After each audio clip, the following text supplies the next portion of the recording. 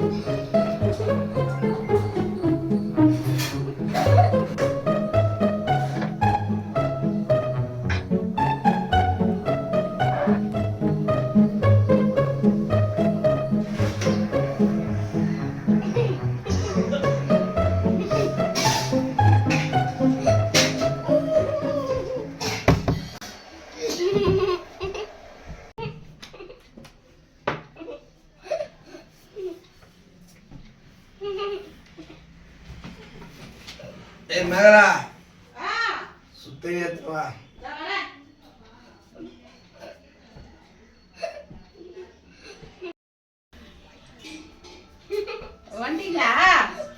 வந்து அரை மணி நேரம் ஆகுது. அது ரெண்டும் ஆளுக்கு ஒரு மூலையில் இருக்குது. நீ வந்தது கூட தெரியாம இருக்கிற. என்னத்த பண்றது? என்ன ஆடணுமா? நீ வந்தா நீ உன் வேலையை பாக்குற, அதுக்கு வந்தா அதுக்கு வேலை பாக்குது. என்ன சொல்லிட்டு போற நீ?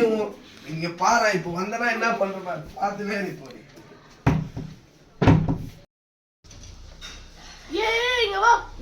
புதுசா நடக்க போகுது. என்ன நடக்க போகுதுன்னு தெரியல.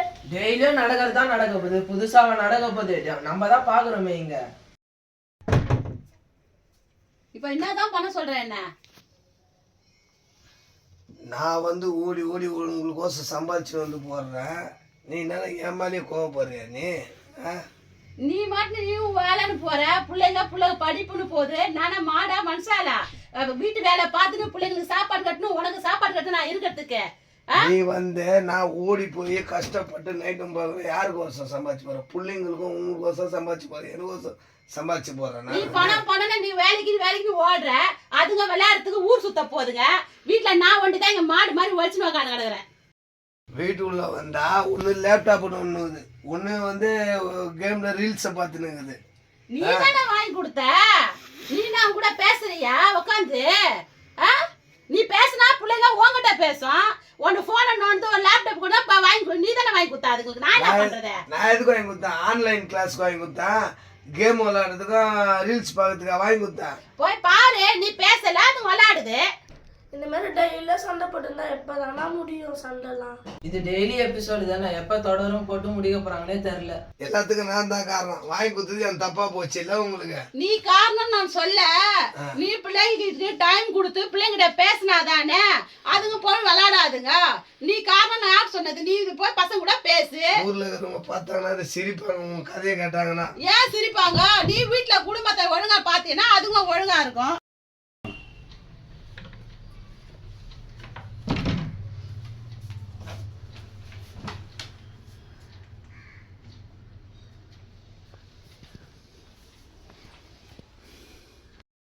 பயந்து என்னென்னவோ செய்யறாங்க. அதிகாரிகளுக்கு பயப்படுறாங்க, அதே நேரம் ரவுடிகளுக்கும் பயப்படுறாங்க. உண்மையா இருக்கிறதுக்கு ஒரு சிலர் பயப்படுறாங்க, பொய் சொல்றதுக்கு ஒரு சிலர் பயப்படுறாங்க. ஆனா கர்த்தருக்கு பயப்படுகிற பயம்தான் ஒரு குடும்பத்தை ஆசீர்வதிக்கும். நீங்க கர்த்தருக்கு பயந்து அவர் வழிகளில் நடக்க உங்கள் வாழ்க்கையை அர்ப்பணியுங்கள். ஒரு குடும்ப தலைவனை குறித்து இந்த வேதாகமம் இப்படியாக சொல்லுகிறது. அங்கிருந்து தான் ஆரம்பிக்கிறது. ஒருவேளை கர்த்தருக்கு பயப்படுகிறவள் எவ்வளோ அப்படின்னு சொல்லியிருந்தா கூட கொஞ்சம் யோசிச்சிருக்கணும். வேதம் நேரடியாக ஒரு குடும்ப தலைவனிடத்தில் இருந்து தேவ பயம் ஆரம்பிக்க வேண்டும் என்கிறதை தெளிவாக நமக்கு சொல்லுகிறது. ஆகையினால் ஒரு குடும்பத்தை நடத்துகிற குடும்ப தலைவனை குறித்து முதலாவது நான் சொல்ல விரும்புகிறேன். உங்களுடைய வேலை ஸ்தலத்திலே நீங்கள் எவ்வளவு உத்தமமாய் உண்மையாய் இருக்கிறீர்கள் என்று தெரியாது. ஆனால் நீங்கள் கர்த்தருக்கு பயப்படுகிற பயத்தோடு இருக்க வேண்டும் என்று வேதம் எதிர்பார்க்கிறது, தேவன் எதிர்பார்க்கிறார். உங்களுடைய நடக்கைகளிலே தேவ பயம் காணப்பட வேண்டும். நீங்கள் தேவனுக்கு பயந்தவர் என்று உங்கள் மனைவி அறிந்திருக்க வேண்டும். நீங்கள் தேவனுக்கு பயந்தவர் என்று உங்கள் பிள்ளைகள் அறிந்திருக்க வேண்டும். இந்த தேவ பயம் நாளுக்கு நாள் சாட்சியாய் வெளிப்படுமானால் உங்கள் பிள்ளைகள் தானாகவே தேவனுக்கு பயந்த வளர்ப்பிலே வளர்க்கப்படுவார்கள். உங்கள் பிள்ளைகளை நீங்கள் எச்சரிக்க வேண்டிய அவசியம் இல்லை. உங்கள் பிள்ளைகளை நீங்கள் கண்டிக்க வேண்டிய அவசியம் இல்லை. உங்கள் தேவ பயம் அவர்களுக்கு தெரிந்திருந்தாலே போதும். என் தகப்பனார் தேவனுக்கு பயப்படுகிறவர் என்கிற ஒரு உணர்வு அவர்களுக்கு வந்தாலே போதும்.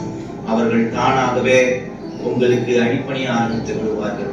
உங்களுடைய நடக்கையினாலே அவர்களை நீங்கள் ஆதாயப்படுத்திக் கொள்ளலாம். ஆகையினாலே ஒரு குடும்ப தலைவன் எப்படி இருக்க வேண்டுமானால் தேவனுக்கு பயந்தவனாய் இருக்க வேண்டும். புருஷனை கனப்பண்ண வேண்டும். அதுவும் எப்படி கனப்பண்ண வேண்டும் என்றால், சபை இயேசுவை தலையாக கொண்டு அவருக்கு கனத்தை கொடுக்கிறது போல மனைவியும் புருஷனுக்கு மரியாதையும் கனத்தையும் கொடுக்க வேண்டும். பிள்ளைகளுக்கு முன்பாக இவர்கள் இருவரின் சாட்சி பிள்ளைகளின் பக்தியை தன்னை போல வளர்த்துவிடும். பிள்ளைகளின் வளர்ப்பை இன்றைக்கு பெரிதாக இந்த உலகம் பேசிக் கொண்டிருக்கிறது.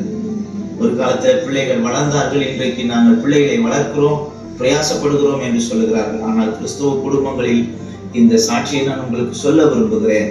இந்த வார்த்தையை உங்களுக்கு சொல்ல விரும்புகிறேன். உங்களுடைய வாழ்க்கை அவர்களுக்கு சாட்சியா இருக்குமானால் அவர்கள் பக்தியிலே வளர்க்கப்படுவார்கள். நீங்கள் கட்டாயப்படுத்த வேண்டிய அவசியம் இல்லை. நீங்கள் அவர்களுக்கு எந்த விதமான போதனையும் திணிக்க வேண்டிய அவசியம் இல்லை.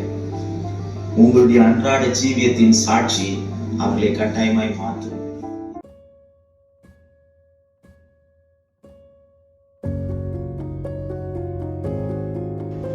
மனைவியின் மேலே அன்பு, மனைவியை கசந்து கொள்ளாம, அடிக்கடி அவங்க கிட்ட கோபப்படாம உங்க அன்பை வெளிப்படுத்துறவங்களா இருக்கணும். ஏன்னா மனைவி எவ்வளோ பெரிய வேலை செஞ்சாலும் புருஷனிடத்துல இருந்து அன்பை மாத்திரமே எதிர்பார்க்கிறாள். ஆகையினால உங்கள் மனைவியினிடத்துல நீங்கள் அன்பாய் நடந்து கொள்ளுங்கள். இரண்டாவது, மனைவிக்குரிய காரியத்தை நீங்கள் பார்ப்பீர்களானால் அவங்க இப்படி தேவனுக்கு பயப்படுகிற மனுஷனுக்கு கனித்தரக்கூடிய திராட்சை செடியா இருப்பாங்களாம். அவங்க குணம் தானாவே தன்னை போலவே உங்க தேவ பயத்தினால அவர்கள் குணங்கள் மாறும். இல்ல தேவனுக்கு பயப்பட அவர்கள் கனி உள்ள வாழ்க்கையை வாழ ஆரம்பித்து விடுவார்கள். அவங்க இதுக்கு முன்னால எப்படி இருந்தாங்களோ தெரியாது. தன்னுடைய குடும்பத்துல ராணி மாதிரி இருந்திருக்கலாம். இங்க உங்க குடும்பத்துக்கு வந்த பின்னால உங்க தேவ பயத்தினால அவர்கள் கனி உள்ள வாழ்க்கை வாழ ஆரம்பித்து விடுவார்கள்.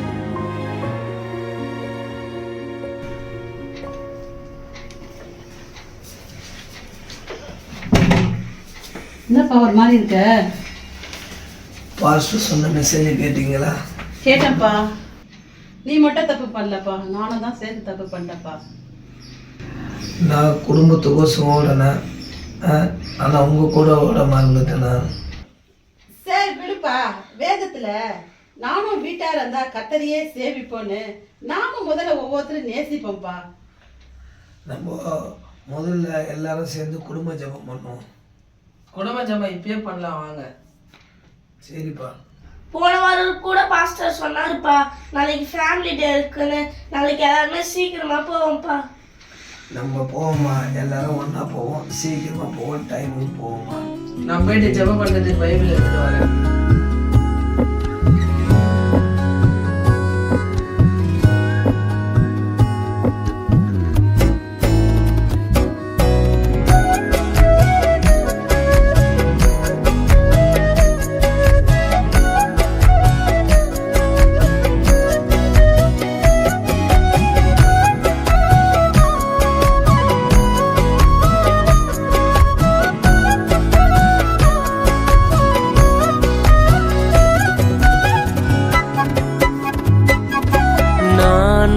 வாழ்வது உமக்காக, உமது ஊழியம் செய்வதற்காக. நான் வாழ்வது உமக்காக, உமது ஊழியம் செய்வதற்காக.